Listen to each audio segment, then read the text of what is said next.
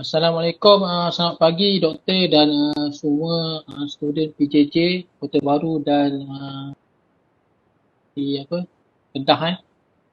Kami dari grup E akan membentangkan tajuk fungsi dan peranan Eskom dalam menjamin keselamatan Sabah. Kumpulan kami terdiri pada empat orang ahli, Ahmad Syukri, Muhammad Najib, Nik Muhammad Zaiman, saya sendiri dan Nur Aida Rashidah. Sebagai perkenalannya adalah Sabah adalah merupakan salah satu dari 13 buah negeri di Malaysia. Ia terletak di Pulau Borneo dan lokasinya sangat strategik. Ia berkongsi sepadan dengan 3 negara lain iaitu Filipina, Brunei dan Indonesia.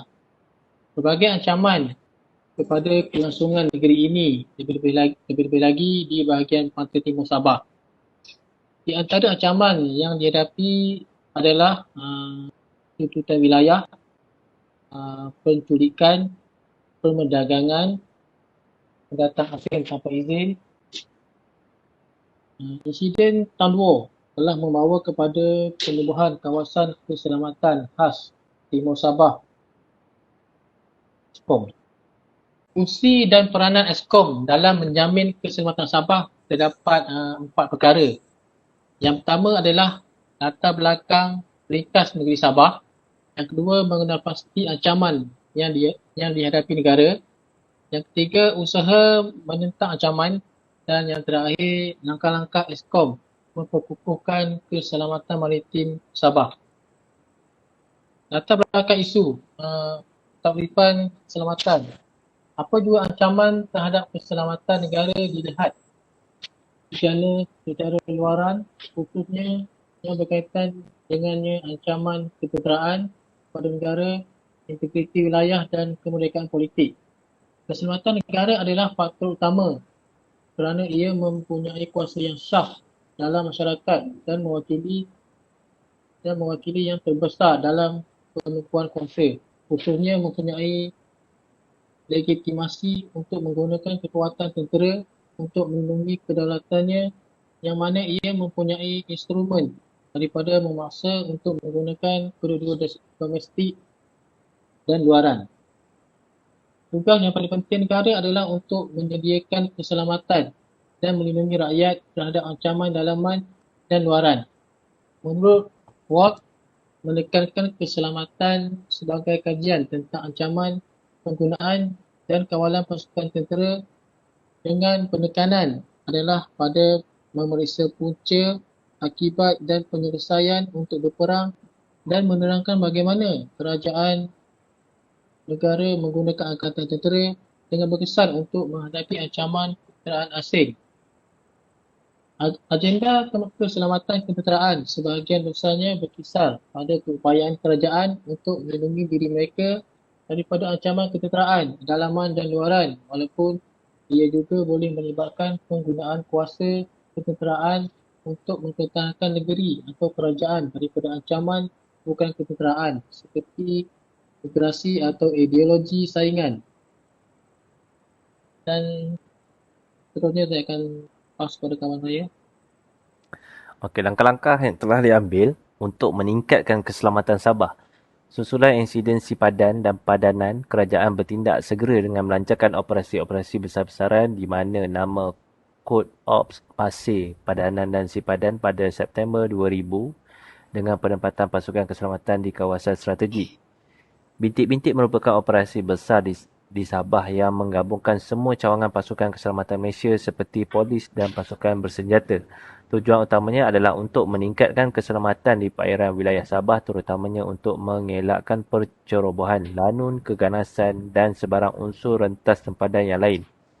Di bawah operasi ini, tentera darat telah menggerakkan hampir 200 pasukan khasnya PASKA dan hampir 600 anggota memperketatkan kawalan keselamatan di perairan wilayah Sabah.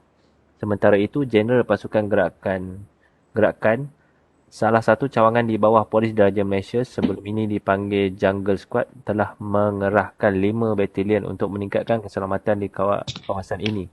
Lebih 1,000 kaki tangan GOF ditempatkan di 23 jawatan di pulau-pulau dan 35 kawasan pantai. Di daerah sepadan, misalnya PGA ditempatkan di 16 pos luar seperti Sipadan, Mabul dan Pulau Si Amil. 5 operasi itu turut melibatkan lebih 100 anggota pasukan khas dan kira-kira 40 pejuang. Bot selain itu, unit udara polis yang disokong oleh 6 pesawat pengawasan yang telah menggerakkan 30 kapalnya dan 17 rondaan. Bot disandarkan Tawau dan Semporna. Tentera laut juga terlibat dengan 30 kapal dan bot serta 2 pasukan-pasukan khas. Tentera udara mengerahkan 6 pesawat termasuk 3 jet pejuang Hawk. Syafiq Afdal, Timbalan Menteri Pertahanan pada tahun 2001 mengumumkan bahawa hasil daripada operasi ini lebih 790 bot telah dikesan daripada 174 bot ini telah ditahan. Seramai 4,657 orang telah diperiksa dan ramai yang telah ditahan termasuk 40 warga Malaysia, 5 warga Indonesia dan 1,070 warga Filipina serta 31 yang lain. Kebanyakan pendatang tanpa izin atau disyaki ahli kumpulan pelampau Muhammad Syafiq Afdal 31 Mei 2001. Namun kemudian didedahkan pada 2010 bahawa kos untuk melaksanakan ops pasir melelang belanja lebih daripada 300 juta Malaysia setahun. Kerajaan juga memperkukuhkan dan memperluaskan kawasan rondaan sepadan. Antara langkah yang diambil ialah pelaksanaan 7 lorong yang ditetapkan untuk kapal komersial atau bot penumpang di perairan Sabah. Dasar ini dibukakan kuasa pada 1 April 2002 yang merangkumi kawasan seperti Kota Kinabalu, Tawau, Lahad Datu, Labuan, Kudat, Semporna dan Sandakan. Melalui dasar ini, beberapa laluan yang digemari sebelum ini seperti melalui Nunukan Pulau di Indonesia ke Tawau melalui Wales Bay tidak lagi tersedia. Semua kapal tidak dibenarkan melakukan perjalanan keluar laluan yang ditetapkan dan kegagalan untuk mematuhi dasar itu akan dianggap sebagai kesalahan yang serius. Bagi kapal saudagar asing yang terlibat dalam memperdagangkan tukang barang di Sabah, kerajaan mengenal pasti beberapa titik di mana mereka dikendaki meninggalkan senjata mereka sebelum memasuki wilayah Sabah. Kapal yang gagal mematuhi keperluan ini akan dikenakan hukuman berat. Muhammad Syafiq Afdal, 13 Disember 2000. Tujuan utama dasar ini adalah untuk memastikan keberkesanan agensi penguatkuasaan memantau pergerakan rakyat antara Sabah dan jiran negara yang memastikan keselamatan Sabah. Isu dan cabaran ialah kita bahagi kepada 4, iaitu faktor geografi, penggunaan teknologi baru, kehadiran orang tanpa kerakyatan, palang nomad laut dan undang-undang. Seterusnya saya akan serah kepada ahli kumpulan saya untuk terangkan berkaitan faktor geografi. Assalamualaikum. Sebenarnya saya sambung pembentangan ini. Yang pertama adalah faktor geografi. Keluasan tanah Sabah. Banyak kepulauan, contohnya di Semporna. Banyak kepulauan kecil seperti Kapalai, Maiga, Bohai, Dulang, Mataking, Padanan dan lain-lain. Dia menjadikan Sabah ini mudah untuk lelaki bersenjata menyelinap masuk ke Sabah.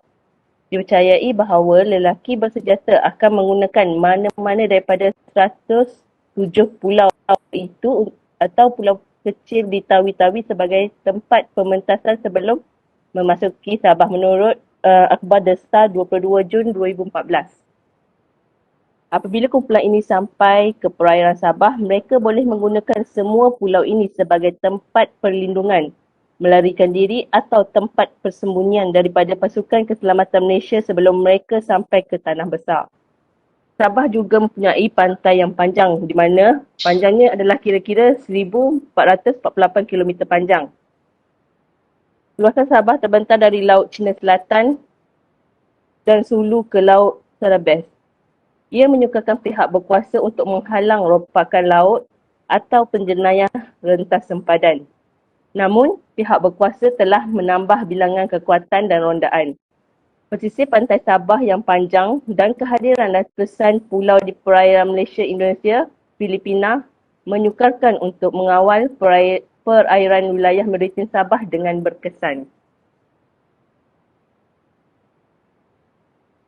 Okay.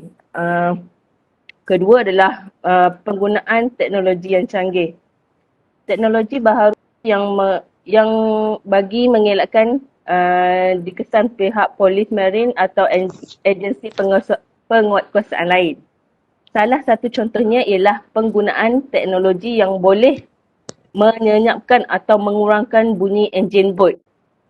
Kerajaan juga mengakui bahawa sebahagian daripada pendatang dan KFR menggunakan teknologi terkini, moden dan teknologi yang dinaik taraf berbanding pasukan Malaysia seperti penggunaan GPS, enjin sehingga 400 kuasa kuda, komunikator dan sebagainya menurut Cik Moin Umar 2002 dan Taklimat APMM pada tahun 2014.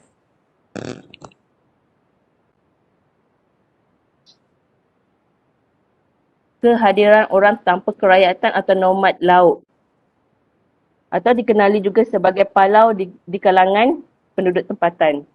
Kehadiran orang tanpa kerakyatan atau nomad laut atau dikenali sebagai palau dalam kalangan penduduk tempatan yang sering dilihat sebagai kekangan utama dalam menangani isu retas sepadan dan membimbangkan pihak berkuasa Malaysia.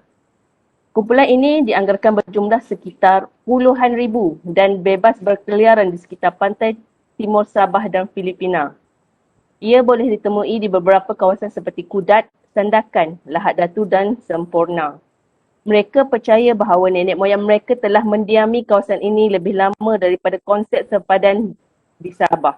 Malah harus diakui golongan tertinggi ini hanya dijaga oleh pihak berkuasa apabila ia berkaitan dengan isu keselamatan seperti yang berlaku selepas insiden di Tenduo. Keadaan ini menyukarkan untuk ditangani dengan isu ini dan ia memerlukan kajian lanjut untuk menguruskan orang ini dengan berkesan.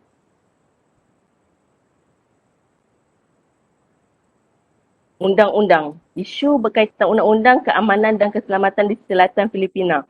Keselamatan harus dilihat sebagai shilling dengan dua sisi dan setiap satu memerlukan satu sama lain. Oleh itu, keselamatan tidak dapat dicapai tanpa keamanan, ketenteraman dan pembangunan ekonomi.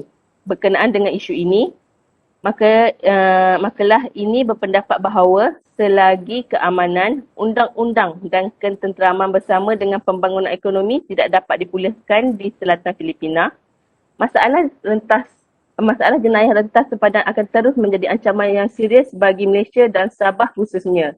Seterusnya saya pembentangan ini pada kawan saya.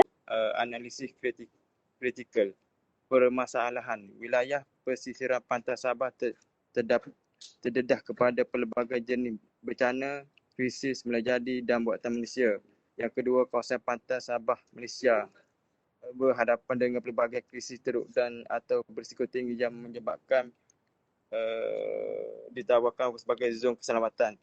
Ketiga, persekitaran faktor pelbagai boleh mengukuh daya tahan perniagaan pelancongan pantai kerana ia terjejas oleh gangguan sosial, politik dan ekonomi seperti kebimbangan keselamatan dan kesihatan, kemelesatan ekonomi dan kawal selia. Yang keempat, ancaman ketara yang berterusan dan lokasi geografi antara Filipina dan Indonesia ditambah dengan sempadan pantai yang luas serta banyak pulau luas pesisiran yang menyebabkan sesuatu untuk menjalankan rahsia pencerobohan kawasan pantai utara dan timur telah diwatakan sebagai Timur Zon Keselamatan Sabah.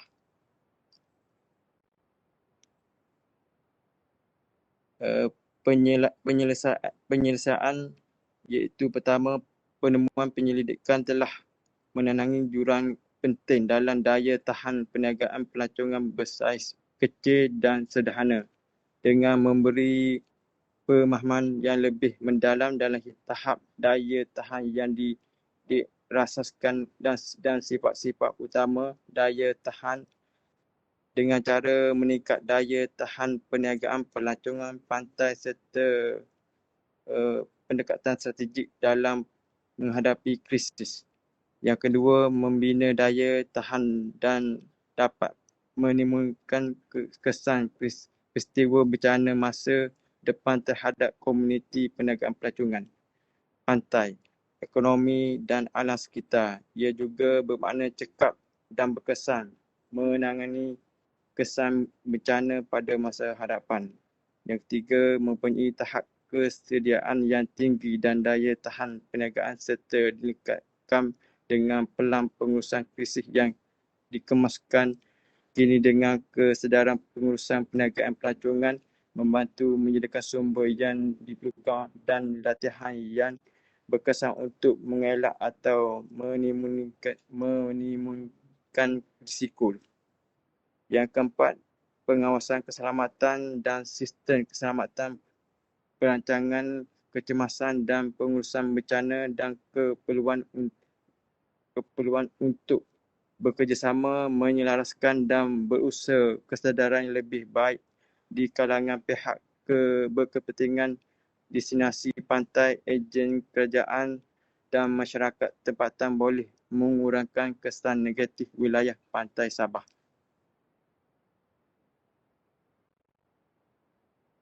Sumbangan Malaysia ke arah keselamatan maritim Sabah.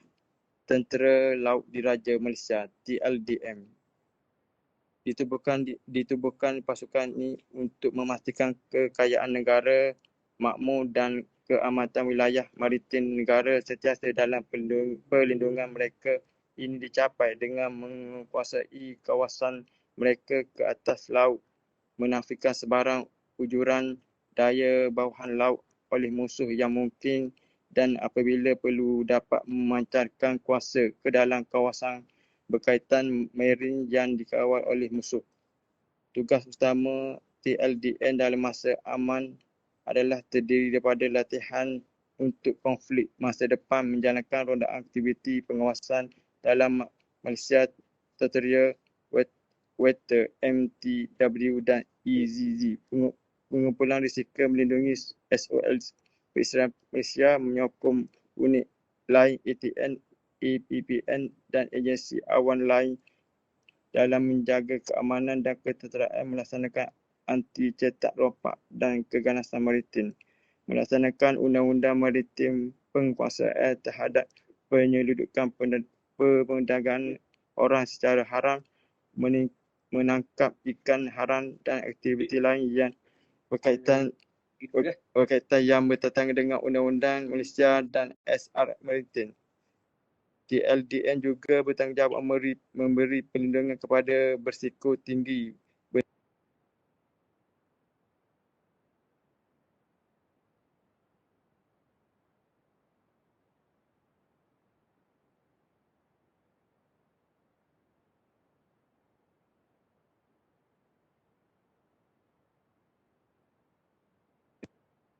Melaka yang memantau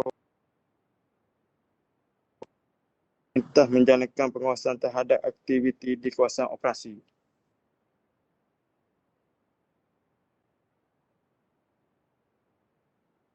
Agensi Penguatkuasa Maritim, Penguatkuasa Undang-Undang Maritim, Polis Diraja Malaysia PDRN, Polis Maritim Diraja Malaysia PDRN khusus untuk meningkatkan kadar kebolehan dan kapasiti untuk menjalankan rondaan RMN 2018.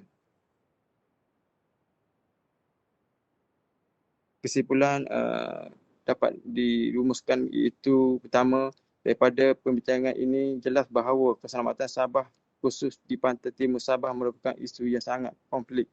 Bukan hanya disebabkan oleh sifat ancaman itu sendiri tetapi juga perlu mengambil isu-isu seperti faktor geografi serta isu kemanusiaan.